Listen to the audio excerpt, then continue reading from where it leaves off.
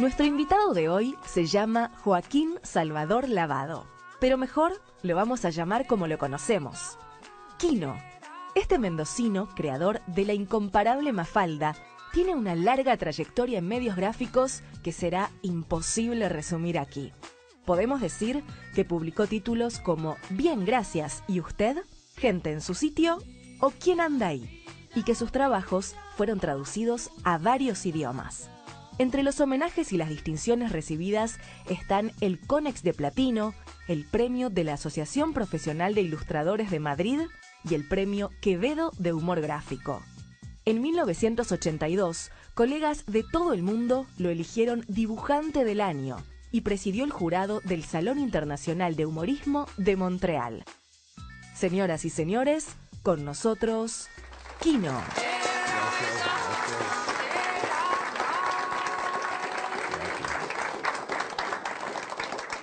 Tenés mucha convocatoria, debo decirte, ¿eh? Sí, ya veo, no lo esperaba. Mucha. Y jóvenes. Y jóvenes, muy jóvenes. Hace poco tuve el gusto de estar en Mendoza cuando se te hizo un reconocimiento. Se inauguró una escultura. Sí. Una escultura con la imagen, por supuesto, de Mafalda, donde pudiste poner tu firma y darle textos. ¿Qué significó para vos? Porque vos naciste en esa provincia. Yo nací en Mendoza, sí, claro. Y bueno, significó una gran emoción de ver que en el parque donde yo iba a jugar cuando era chico está esta especie de... este cubo de cemento con la Mafalda y que además va a tener funciones ecológicas porque se va a utilizar para guardar pilas y material así, contaminante, e ir estudiando si este bloque de cemento lo puede contener o no. O sea que me parece interesante, además, como... Es coherente con las preocupaciones de Mafalda. Claro, digamos. por supuesto, de cuidar el planeta, sí. También va a ser una cápsula del tiempo, ¿no?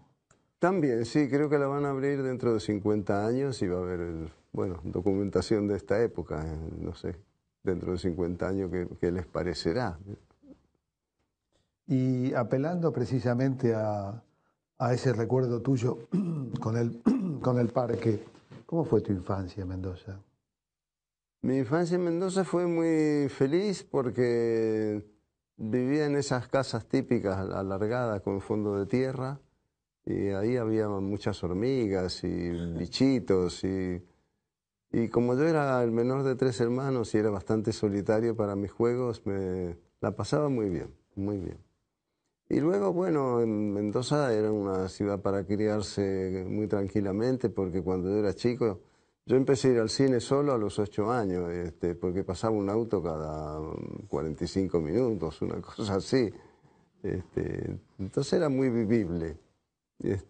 Aunque yo no era un chico de andar jugando por la calle a la pelota ni esas cosas, no, siempre elegí, me gustaba mucho, bueno, desde chiquito dibujar, por supuesto, y luego recortar en papel y hacer figuras y muñecos y todo eso.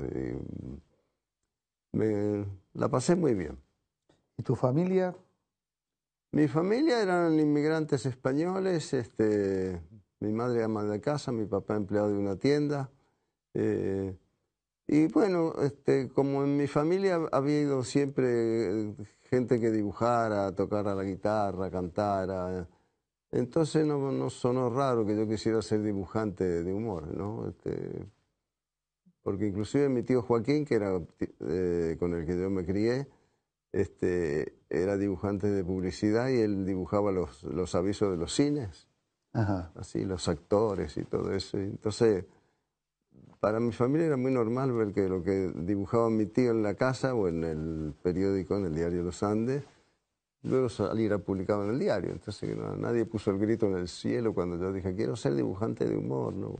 Nadie me dijo, te vas a morir de hambre, eso no es un trabajo, y esas cosas con que se aterrorizan a los chicos.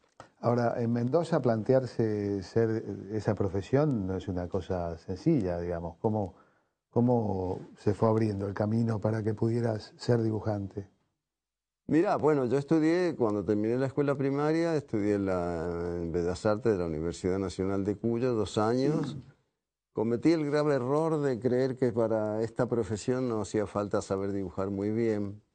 Este, y entonces dejé los estudios en segundo año, cuando todavía me costaba mucho aprender geometría del espacio, perspectiva y todas esas cosas que yo, te repito, creí que no iban a ser necesario.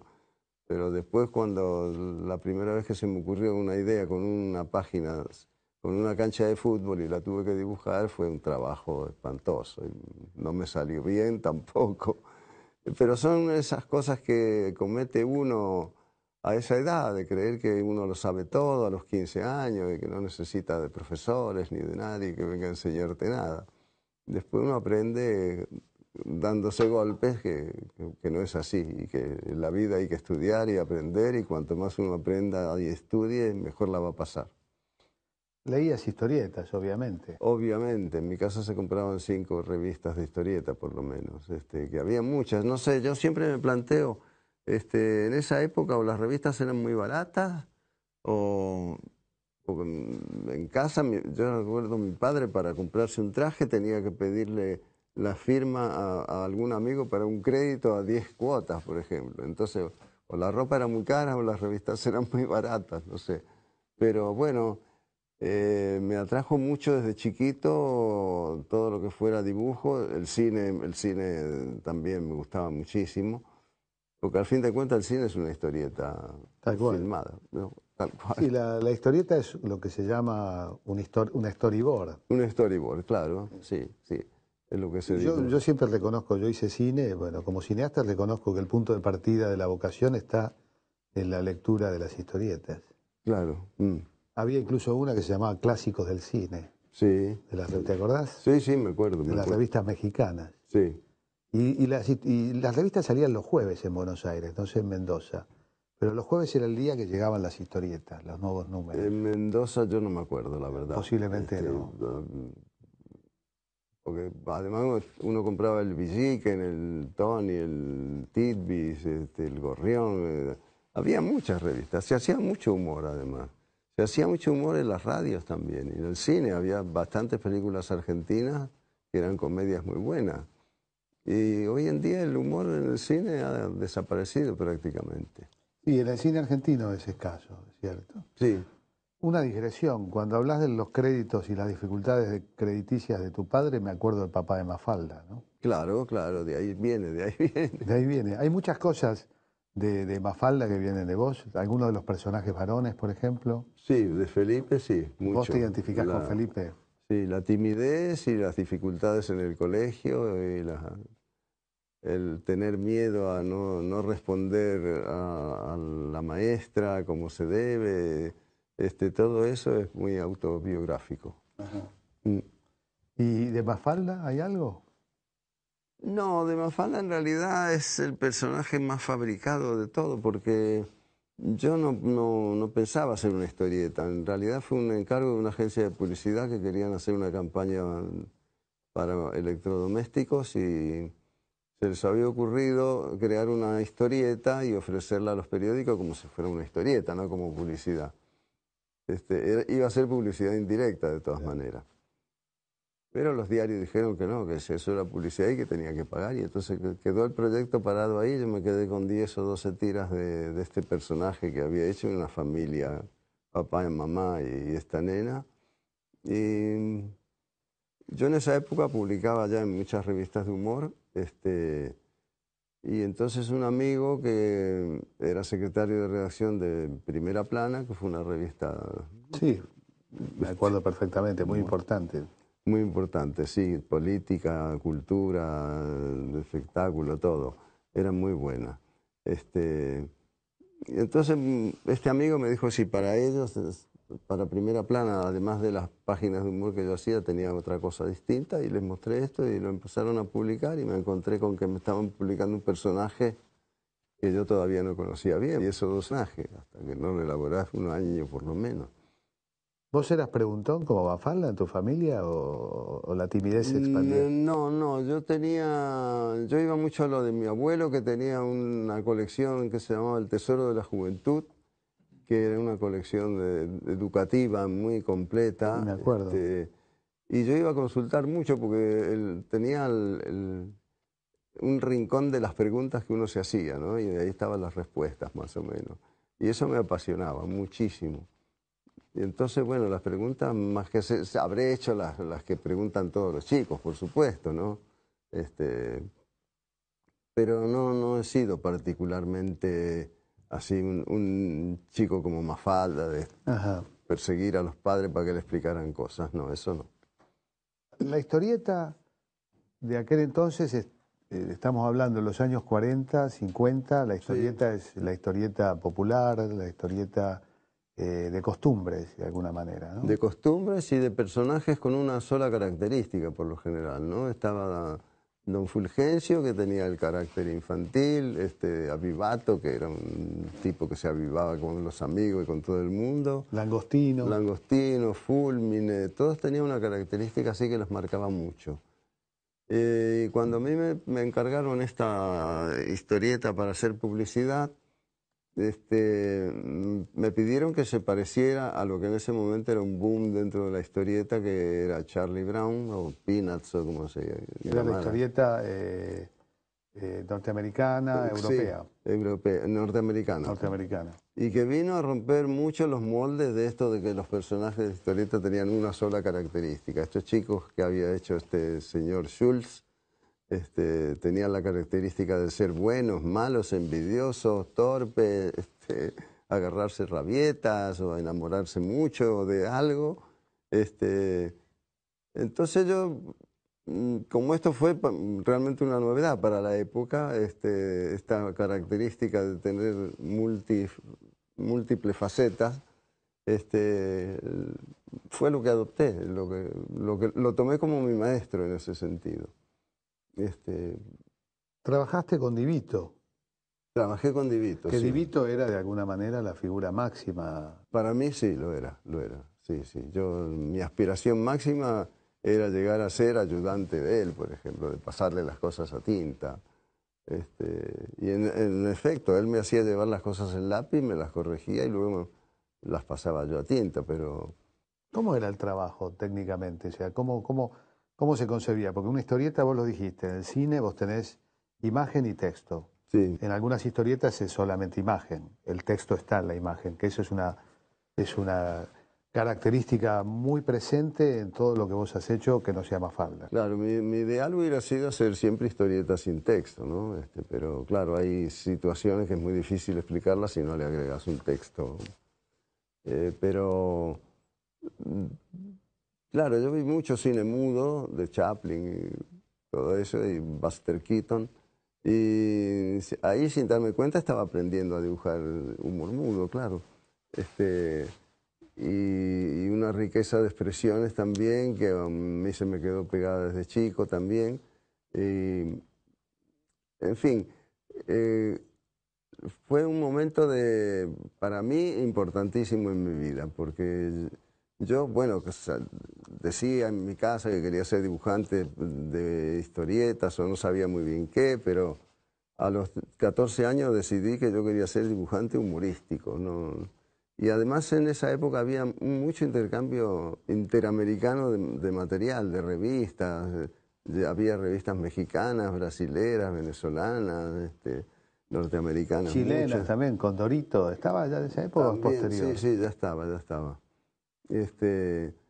Y brasileras muchas también, que tuvieron bastante influencia los dibujantes brasileros sobre mí.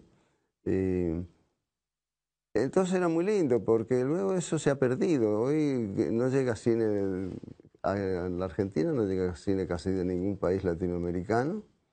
Y en material así de revistas y todo eso también hay muy poca difusión, no hay un intercambio muy intenso. Es una pena porque eso nos separa, ¿no? Seguro. Sí, es muy grande el desconocimiento de lo propio. Es uno de los grandes problemas culturales que forma parte de todo un periodo como de construcción de los propios consumos culturales, ¿no? Sí. Sería bueno, podríamos politizar la conversación. Sí, yo estoy de acuerdo, estoy de acuerdo. Porque evidentemente eso, yo estoy seguro, empieza después del 55, cuando se desnacionaliza cuando de alguna manera las grandes discográficas realizan pactos y acuerdos con las emisoras radiales y televisivas, Claro. y empiezan a aparecer otros contenidos que por supuesto excluyen a lo propio en gran medida, ¿no? Sea el tango, el cine, y ni que hablar del cine latinoamericano. Latinoamérica produce casi 300 películas por año, y apenas si vemos las nuestras. Sí, apenas si vemos las nuestras. Y hablando sí. de política, ¿en tu familia se hablaba de política? Muchísimo, muchísimo. ¿Sí? ¿Qué posición? Porque eran, digamos, tus padres eran andaluces, sí. pero vos te quedaste solo muy joven. Sí, a los 15 años ya, pero bueno, mis padres vivieron la guerra civil española. ¿Tenías hermanos y tíos? Sí, claro, dos No es la hermanos, palabra sola. dos hermanos y tíos, y eso sí. Pero ¿Ellos vivieron la guerra civil? no la vivieron, porque ellos se vinieron en el año 19, la guerra empezó en el 36. Pero bueno, se discutía muchísimo de política y de todo lo que estaba pasando en Europa y en el país, y todos les interesaba muchísimo la política. Eran, digamos, de tendencia socialista, eran republicanos españoles, claro, eran antifascistas. ¿Eran andaluces tus padres? Eran andaluces, Es sí. una inmigración curiosamente no tan frecuente. La mayoría de los españoles son de Galicia, vascos, Sí, catalanes. Andaluces fueron de la primera oleada, la oleada de la conquista. claro, por eso, sí, las universidades, la de Córdoba y eso, participaron mucho andaluz, sí, claro. ¿Ellos de qué ciudad eran? Ellos de un pueblito que se llama Fuengirola. Fuengirola. Lo menciona, yo creo que lo menciona Serrat en alguna de sus canciones. No, lo menciona Sabina. Sabina Sabina sí, lo sí. menciona en una de sus canciones. Sí, es un pueblito que nada que ver con lo que ellos me contaban de cuando ellos dejaron ahí, que era un pueblito de pescadores. Cuando yo lo conocí ya en los años 60, estaba todo lleno de hoteles de 14 pisos, escritos en holandés y en alemán. Pero bueno, me marcaron mucho, y el sentido del humor de los andaluces en mi casa lo había muchísimo.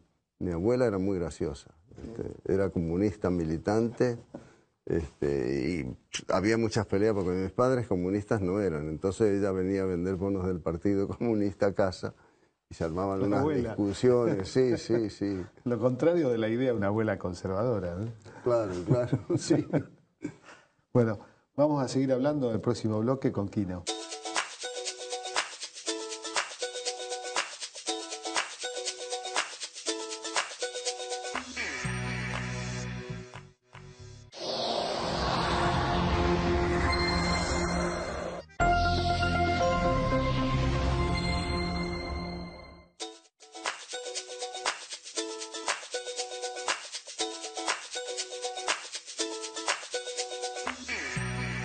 Nacido en Mendoza, sabes que Dios está en todas partes, pero atiende en Buenos Aires. Sí. ¿Y cómo fue tu llegada a Buenos Aires para trabajar en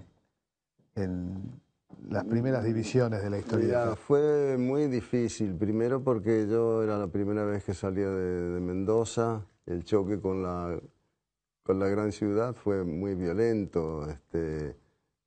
Tener que abandonar mi casa, tener que vivir en pensiones en Buenos Aires con 3 o 4 personas en la misma pieza, no fue nada fácil, me costó mucho, mucho adaptarme. Y luego los modismos, el idioma, palabras que yo venía diciendo de Mendoza que acá no se entendían, no sé, sufrí mucho. Pero bueno, a medida que fui recorriendo las revistas con mi carpetita y me empezaron a dar consejos los dibujantes como Doval, así, que me corregía también mucho él mis dibujos, me daba consejos, qué tenía que hacer en vez de estos otros.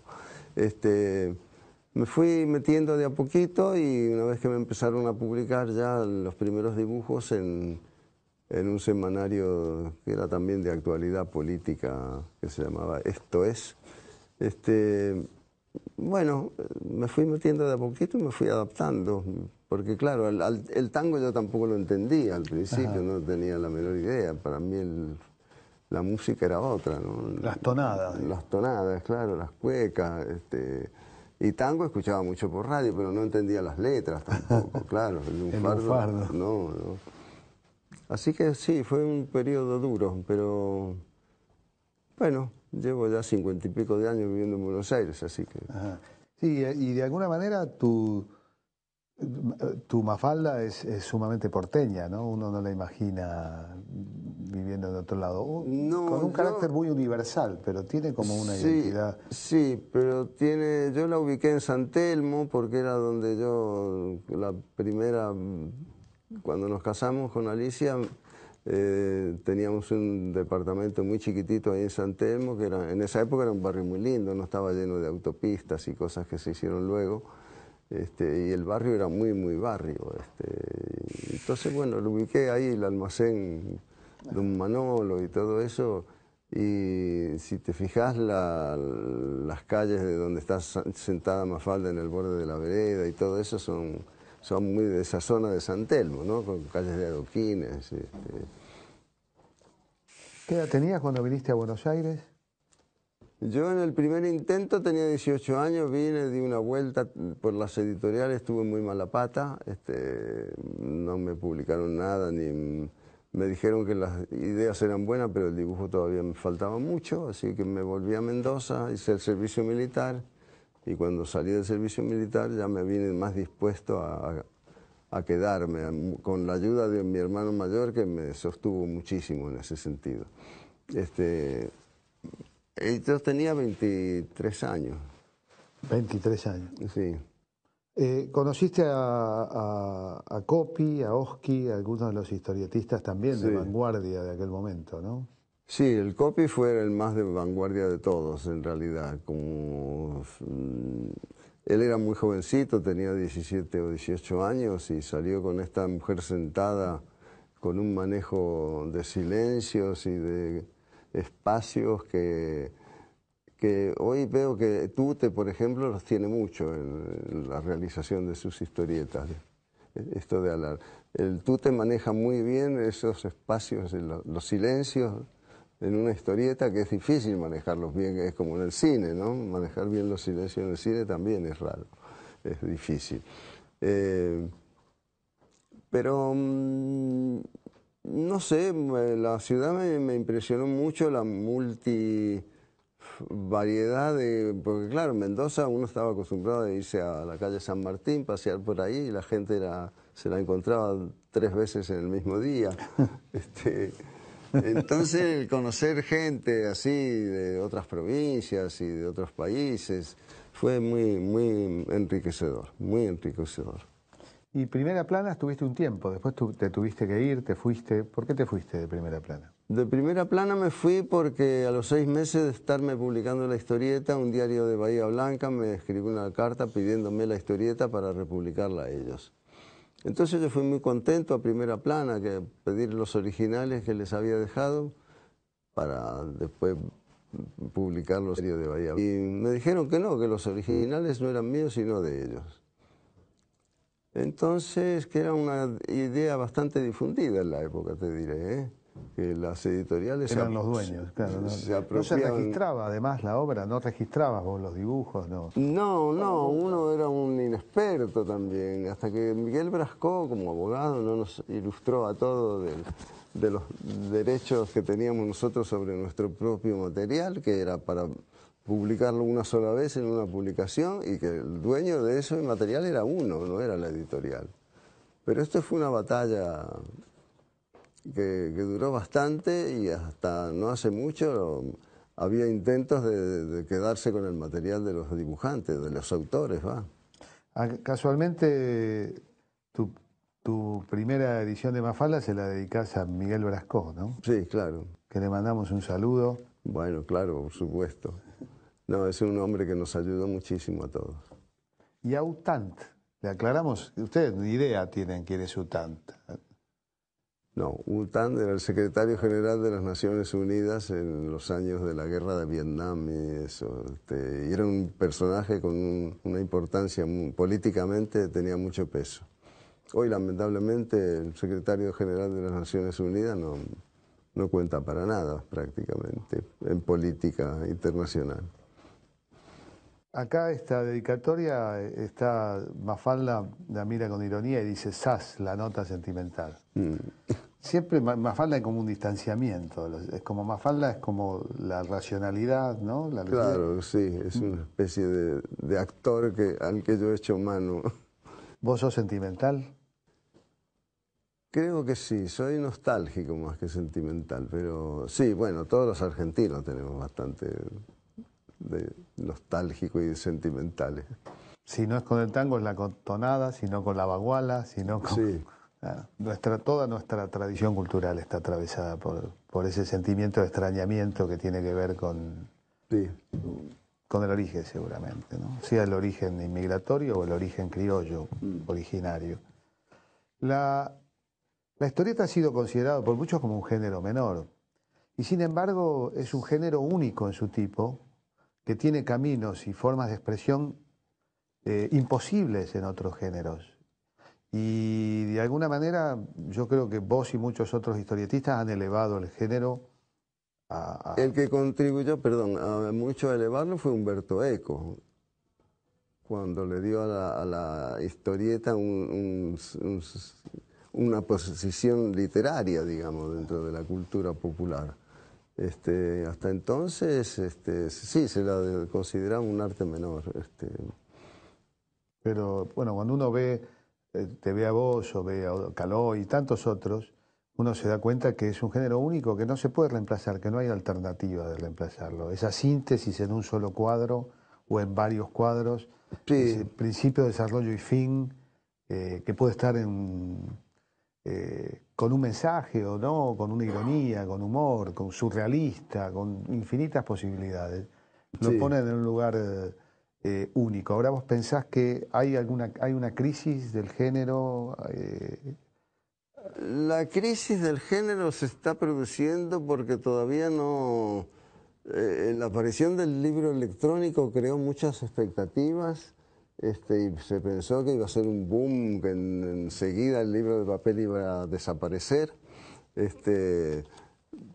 Y entonces ahora están en una etapa de transición las editoriales que no saben, se encuentran con que hay varios formatos de lectura para el libro electrónico, pero no están unificados. Entonces el que tiene un sistema no puede acceder a los libros electrónicos para otro sistema.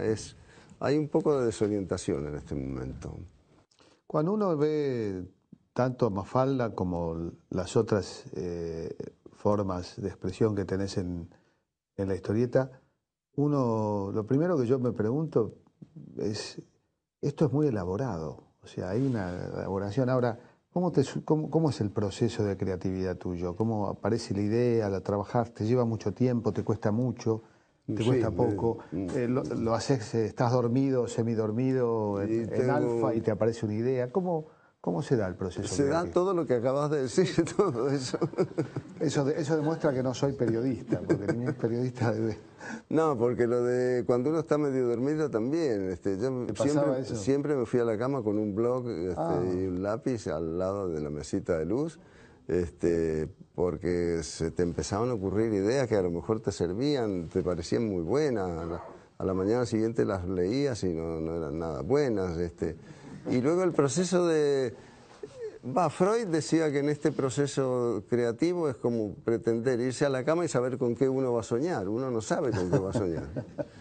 Y con esto es lo mismo. Uno se pone a pensar, a buscar algún motivo de interés. Bueno, yo acudía mucho a la prensa, ¿no? A los títulos de las noticias del momento, para empezar a pensar un tema que pudiera interesarle al público y sobre todo a mí. Pero uno empezaba a pensar una idea de un señor que tenía una ferretería y terminaba así, con un profesor universitario que a lo mejor ya no era un señor sino una señora, qué sé yo. La evolución de la mente, las ideas de la libre asociación es infinita, ¿no? Entonces uno no sabía nunca cómo le iba a quedar la página, porque a menos que uno hubiera visto algo que lo impresionaba mucho, y entonces quisiera hacer específicamente un tema así. Pero si no, no. Uno empezaba pensando en una cosa y terminaba haciendo otra. ¿Y qué pasa cuando uno tiene que entregar a diario el trabajo? Porque esto no ayuda, la obligación te La servía. obligación ayuda, sí. Eso es lo que a mí me daba mucha rabia, porque si uno tiene 4 días para entregar una página, los 3 primeros no se le ocurre nada. El último día, última hora, Caloi era famoso porque entregaba su tira en el diario, le decían que un día la rotativa le iba a rebanar los dedos, porque sí, y yo también era así. A presión, digamos. A presión, a presión. Y alguna vez he escuchado que, bueno, el dibujo no era una cosa, bueno, vos lo decías, lo dijiste al principio, pero como que el dibujo te costaba un poco, que no Sí, es que te salía naturalmente. No. Y eso también era una dificultad para la entrega. ¿Cómo hacías? Eso es una dificultad. Y bueno, yo en la época en que hacía Mafalda, por ejemplo, me levantaba y me tomaba 4 horas para la idea y 4 horas para dibujar la tira. Con lo cual ya eran 8 horas del día y además tenía que estar entregando... Una tira. Sí, una tira. Por eso cuando la gente te pide, a ver, poneme algo gracioso como Mafalda, no. Eso llevaba 8 horas de pensar, ¿no? Que a uno se le ocurren las cosas así. Así como reconoces en Felipe semejanzas. Yo recuerdo algunos amigos a los que le decíamos Felipe, ¿no? Creaste arquetipos, reconociste arquetipos en niños, pero también hay arquetipos en las otras historietas. Sí. Hay 2 personajes, dos arquetipos recurrentes en tus historietas. El pobre hombre. El pobre hombre, el señor chiquito. Sí. Y el poderoso. Y el poderoso. Sintetizados, bueno, yo diría, en Yo no fui, en esta etapa están los 2, ¿no? Está claro. el poderoso. Están los 2, hay como una característica, ¿no? El hombre sometido. Y bueno, el es la empleado. lucha del hombre por la libertad, que creo que es inagotable eso como tema. Es hegeliano, digamos, el amo y la parábola del amo y el esclavo, ¿no? Sí, claro. Esta dialéctica que luego fue reciclada también por Marx, esa característica de quien elige ser amo o puede ser amo y quien es esclavo. Pero pareciera que el mundo lo mueven más al mismo tiempo en tus historietas son más activos los pobrecitos, los hombres pobres. Están como siempre... Creo que sí, que es la función que tenemos en la sociedad. Tenemos. Sí. Ahí está Felipe de Grande, digamos. Sí. Son como Felipe de Grande muchos de estos personajes. Sí. Uno de lo que también yo en Mafalda he puesto las preguntas que me hacía yo, no yo ir a preguntarle a mi papá, sino yo, ¿por qué seguimos destruyendo el Amazonas cuando es el pulmón que tenemos para sobrevivir, ¿no? Y ese tipo no hay papá ni mamá que te lo conteste, ni ningún político, ni nadie. Viene alguien y toma el mando en Brasil y uno dice, bueno, a ver, ahora este presidente va a hacer algo, ¿no? No, tampoco, no se hace nada. Eso es estupefaciente para mí. Hay una parábola genial que está en tu que es el tema de plantear la inversión del mapa que hace Mafalda, ¿no? Sí. Eso es verdaderamente revolucionario y que luego fue tomado por la pintura, por la política, por la geografía, digamos, invertir el mapa. ¿Por qué tenemos que estar cabeza abajo? Claro. ¿Vos te sentías así de algún modo? ¿Como mendocino, como argentino? Sí. Como argentino siempre he tenido la noción de que uno está en un rincón del mundo ahí, junto con Chile. Estamos en el culo del mundo, de alguna manera. Claro, sí. Pero eso es también una visión cultural que nos han instalado. Que nos han metido, claro, por supuesto. De que el universo no tiene ni norte, ni sur, ni este, ni oeste, ni nada. ¿No? Bueno, vamos a seguir hablando en el último bloque con Quino.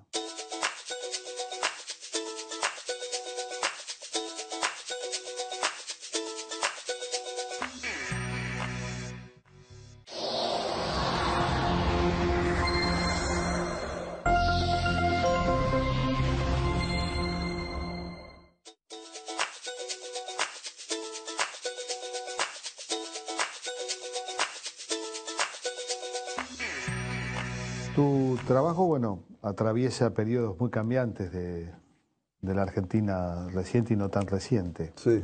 ¿Tuviste problemas con la censura? Sí, bueno, yo cuando vine de Mendoza a la capital, ya en todas las redacciones me dijeron que dibujos sobre religión no, sobre militares no, sobre divorcio no, o sea que me autocensuré inmediatamente. Y bueno, después uno trataba de encontrar una manera de que no fuera una cosa muy directa lo que uno quería criticar o algo así, pero sí, tuve bastante, sí. El tema, sin embargo, de lo militar, el tema de la guerra está muy presente en muchas Sí, veces. sí. El tema de la Bueno, paz. porque para mí primero la guerra civil española, como te decía antes, y luego la Segunda Guerra Mundial me marcó mucho mi infancia, porque yo iba al cine y veía todos los noticieros de lo que estaba pasando en Europa, y los bombardeos, y las muertes, y los campos de concentración, cuando Eisenhower entró directamente ahí con sus tropas. Y todo ese horror lo vi de golpe, así, ¿no? Bueno, como sabes, nos acompañan alumnos Sí. de escuelas, voy a mencionarlos. Taller Pura Palabra, Taller de Historieta Eugenio Sopi, Carrera de Periodismo de la Universidad de Avellaneda, la Escuela de Dibujo La Doble L, de Mundo Villa, del Taller de Periodismo de Mundo Villa, y de la Casa del Bicentenario de la Villa 21. Vamos a una primera pregunta. A ver, allí. Hola. Sí, yo soy Martín Ferrari, de la Escuela Eugenio Sopi de Morón. Quería preguntarle, bueno, ¿cuándo considera que la historieta empezó a alejarse de las masas populares y qué tendría que hacer para volver a acercarse a ellas? Bueno, creo que se aleja un poco de las masas populares desde el momento en que las masas populares no disponen del dinero suficiente como para tener acceso a revistas de humor, historieta y todo eso. ¿Qué tendría que hacer? Yo lo que sé que están haciendo los chicos hoy, cada uno buscarse un sitio, hacerse un sitio en Google o estas cosas así, porque hoy tener dónde publicar un trabajo es muy difícil. Me han dicho que está la red llena de cosas maravillosas. Yo como no la frecuento por problemas que tengo de vista que no la veo bien, no sé decirte, pero creo que el futuro va a venir por ese lado, por el lado de la informática y de las redes sociales. Bien, otra pregunta. Hola, buenas tardes, maestro. Mi nombre es Pablo Fernández y soy el profesor de la Escuela WL en el taller de ilustración. Y quería que usted nos cuente qué tan importante es Saúl Steinberg, tanto para su obra como para nosotros que estamos trabajando en esto. ¿Qué tan importante es? Bueno, yo creo que la historieta siempre, para mí por lo menos, lo que yo he pretendido darle, un rol social de actualizarte temas o advertirte un poco sobre temas que habitualmente pasan desapercibidos para la mayoría de la gente. Claro, hoy ha cambiado mucho la política en ese sentido, porque en una época un poco mi función yo la sentía como que era desenmascarar políticos mentirosos y ese tipo de cosas, pero la política se ha hecho tan desmascarada ya que es todo tan evidente lo que pasa que nadie puede andar desenmascarando a alguien que... Es todo muy evidente hoy, esa es la dificultad que yo veo de la época en que yo empecé a trabajar. Mafalda fue llevada al dibujo animado, ¿no? En Cuba. Primero en la Argentina. En la Argentina. En los años 70, sí, sí. Pero tenía el defecto de que las voces te alejaban de los personajes. Después se hicieron en Cuba y para evitar este problema se hizo en este Grambló que se habla en los dibujos animados, ¿no? Que dicen cosas pero no dicen nada concreto. Pero ahí tenía el defecto de que no decía las cosas que decía Mafalda, claro. Entonces perdía mucho de... Claro, porque del dibujo para chicos apareció después el género de un dibujo... De alguna manera la historieta se recicla en la animación, ¿no? Sí, sí, sí, sí. ¿Qué opinas de Los Simpson? ¿Lo has visto? ¿Lo ves? Me gusta muchísimo, me gusta mucho, sí, me pareció siempre, desde que aparecieron, una gran cosa. ¿Hay otra tira que te haya gustado, así de las que hay hoy? No, pero veo poquísimo, veo poquísimas series, poca televisión, casi no veo. Vamos a otra pregunta. Allá. Hola, me llamo Verónica Segura, soy mexicana y bueno, me ha parecido que la mujer hipermoderna es un híbrido un poco perverso de Libertad, Susanita y Manolito.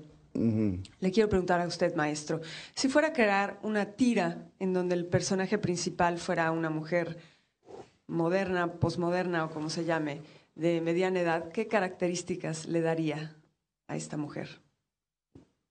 No tengo mucha idea, porque yo lo que hice con la Mafalda me vi facilitado porque yo tenía 5 sobrinos muy pequeños. Entonces sabía muy bien lo que tenían los chicos en la cabeza y en esa época. Hoy no tengo la menor idea que tiene un chico de 6 años en la cabeza, porque no lo frecuento. Ya mis sobrinos han crecido y bueno, han nacido nuevos nenes, pero son muy chiquitos todavía. Así que no sé, no me animo a contestarte. Otra pregunta. Soy Mariano Maujo de la Escuela de Historieta Eugenio Sopi y quería saber si alguna vez pensó en cambiar de profesión. ¿Si alguna vez? Pensó en cambiar de profesión, dedicarse a otra cosa. No, jamás se me hubiera ocurrido porque no sé hacer... Nunca hice otra cosa que dibujar, no sé. Me hubiera gustado tocar un instrumento, por ejemplo, eso sí, pero no se me ocurrió otra cosa, ¿no? ¿Te gusta trabajar con música, no? Alguna vez leí que dibujabas escuchando a los Beatles. Sí, mucho, sí. Luego me fui volviendo más maniático con el dibujo y entonces escuchar música me distraía de lo que estaba dibujando. Y hoy prácticamente no necesito prefiero estar en silencio absoluto para trabajar. Bien, ¿hay más preguntas? Allá. Soy Luciano Strica de la Escuela Eugenio Sopi de Morón y quería saber qué opina de las reproducciones de sus historietas que se hacen más que nada en internet, en las que cambian los diálogos y dan un mensaje muy distinto del que usted ponía. Mirá, no sabía ni que existiera eso. Contado así no me hace ninguna gracia, por supuesto. Por favor. Un abogado, a ver. ¿No sabías? No. Pero sí. Tiene vida propia Mafalda, ¿no? Sí, creo que a través de internet todo tiene otra vida distinta, ¿no? Bien, ¿hay más preguntas? Soy Nicolás Villordo de la Escuela de Historietas Eugenio Sopi y quería saber qué opina acerca de la nueva generación de dibujantes, lo que sería nuestra época. Te digo, como decía ahora, veo muy poco de eso, no puedo opinar. Sé que a través de las redes están haciendo los chicos jóvenes que recién quieren publicar sus ideas, lo hacen por ese medio, pero como no lo frecuento, no sé. ¿Y de la generación intermedia, la que sigue a tu generación en Argentina, quiénes valorás? Mencionaste a Caloi. Sí, Caloi, por supuesto. Miguel Rep me gusta mucho, me parece un tipo muy interesante. Y luego el hijo de Caloi, el Tute, me parece que tiene un humor muy original, muy ingenioso, que recuerda un poco a la poesía, a la poética que tenía su padre, pero ha venido con unas cosas muy renovadoras. Bueno, ahí tenés tu respuesta, porque el Tute es joven, ¿no? Sí, ya no es tan joven tampoco, pero bueno.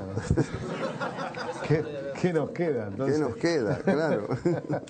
Bien, hay más preguntas allí. Vos sos una historieta viviente, yo. ¿Te parece? Digo, sí, por los tatuajes. Sí. Mi nombre es Montserrat, pertenezco al estudio de teatro de María Julia Moreno. Y lo que te quería preguntar es cuánto influyó en tu periodo de la primaria para luego construir el personaje de Miguelito. De Miguelito. Yo sé la respuesta, pero fue una excusa para hacer una pregunta y darte una carta. No, me gustaría que me dieras la respuesta, porque yo no la sé. Pero estaría bueno. fue por tu tío, porque para diferenciarte, como te llamas como tu tío, esto lo leí en tu sitio oficial de internet. ¿No se lo estarán falsificando? Claro, no, pero que te decían Kino de chiquito y te diste cuenta en la primaria que cómo te llamabas, ¿puede ser? Que fuiste como más consciente de tu nombre. Claro, yo hasta no ir a la primaria yo creí que me llamaba Aquino. Cuando me llevaron a escribir en la escuela y la maestra preguntó a mi madre el nombre del alumno y mi mamá disparó una cosa que yo no había oído nunca en mi vida, me asusté bastante y tuve que readaptarme a que ese era yo. ¿Hay más preguntas? Santiago Farrell, también del taller en Eugenio Sopi de historieta. Yo quería saber, usted durante su carrera trabajó mucho, tanto la historieta en varias viñetas como el chiste de humor gráfico en una sola viñeta, con o sin diálogo. Sí. ¿Cómo encara la diferencia entre contar una historia o un chiste entre varias imágenes y tener que contar toda la información esencial en una sola imagen o en una sola imagen con un texto dado? El desafío es hacerlo todo en una sola imagen, claro, eso no. Pero hay ideas que son un poco complicadas como para desarrollarlas en un solo dibujo. Además hay un tiempo para las cosas que lo tenés que respetar. En una página grande tenés que hacer una cosa que de una visión así ya te dé toda la idea. Lo lindo es lo que vos decís de ir dibujando una historieta, es ir escarbando un poco en el personaje a ver qué reacciones va teniendo de acuerdo a lo que le está pasando y eso. Son dos maneras muy distintas, que una no invalida a la otra, sino que creo que se enriquecen mutuamente. ¿Tenemos alguna pregunta más? Allí de nuevo. Hola, acá. Sí, mi nombre es Romina Romero, soy de la escuela La WL. Y maestro, le quería preguntar, para nosotros es un referente no solamente desde lo estético, sino que fue también aprender una manera de pensar, de razonar, sobre todo a través de Mafalda. ¿Tuvo usted algún referente en su carrera? Algún referente, muchos referentes, claro, todo lo que uno se va enriqueciendo a través de libros que va leyendo y de música que va escuchando, y de exposiciones y de museos de arte que uno va visitando. Creo que la única manera es ir sumando cultura a la que uno ya tiene, que nunca es demasiada, pero creo que es lo mejor, cultivarse uno mismo, con miras a poder entregar más de lo que uno aprende. En Europa has tenido tiempo de visitar los mejores museos. ¿Cuáles son tus artistas preferidos? Mirá, hay muchos, qué sé yo, desde el Renacimiento, bueno, te podría decir Leonardo, porque es un genio, que fue un tipo único. ¿El Bosco te gusta? El Bosco me gusta muchísimo. Me imaginé, porque... La pintura flamenca me gusta muchísimo, sí. Hace poco han dado una película muy interesante que se llamaba El Molino y la Cruz, que no sé si la viste. No la vi, no. Está basada en un cuadro de Bruegel y que han reproducido la época. También Bruegel tiene la estructura como de cuadro en el que hay un relato, ¿no? Hay una situación, algo que está ocurriendo. Sí. Hay como una pintura de foto que podemos compararla al retrato y hay otra pintura de relato. Claro. Que son el caso de Bosco, Bruegel. También, sí, bueno, también la historieta, en toda la pintura religiosa del 1400, que se hace una escena grande y luego momentos de la vida del santo, que es como un dibujito animado que se hacía atrás, y ahí uno aprende mucho a relatar y a sintetizar. La primera edición importante de la Constitución de 1812 de Cádiz es ilustrada. Sí. Y era un hábito ilustrar, ¿no? Y también, bueno, el Martín Fierro y muchas otras obras tienen un camino, digamos, a la ilustración. Y hablabas de lecturas. ¿Lecturas predilectas? Mira, predilecta, una muy recurrente en mí es la Biblia, pero no por cuestiones religiosas, sino buscando temas para inspirarme. Porque ahí está todo, está lo que quieras, desde cuando los hijos de Adán y Eva se matan unos a otros, ya tenemos la historia de la criminalidad en el mundo. Y está todo, en la Biblia está todo. Hay poesía como el Cantar de los Cantares, que es bellísimo. Hay sexo, el que quiera, zapatada. Noé, sobre todo. Noé, claro, sí. Bueno, la verdad que no ha sido un gusto. No, el gusto ha sido mío. Te agradezco y... mucho la invitación y a todos los chicos participantes también. Te despedimos, te decimos hasta pronto. Bueno, gracias.